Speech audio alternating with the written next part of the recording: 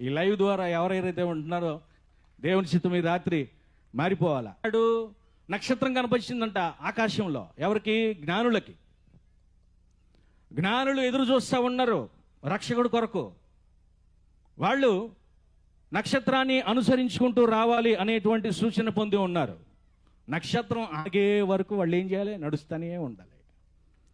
కానీ నక్షత్రం ఆగకుండా వీళ్ళు ఆగిపోయారు. ఒక చోటకు వచ్చి ఎక్కడ ఆగారు?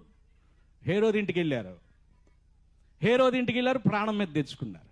అందుకనే మన సొంత జ్ఞానం ఉపయోగించకూడదు. అది ఆగే వరకు దాన్ని వెంబడించుకుంటా వెళ్ళిపోతూనే ఉండాలి. అది ఆగినప్పుడే యేసుక్రీస్తు వారి ఇంటికి వెళ్తావు. నక్షత్రాన్ని అనుసరిస్తే యేసుక్రీస్తు వారి ఇంటికి వెళ్తావు. మధ్యలో నీ జ్ఞానాన్ని ఉపయోగిస్తే హేరోదు ఇంటికి వెళ్తావు. హేరోదు ఇంటికి వెళ్తే నీకు ప్రాణ గండం ఉంది.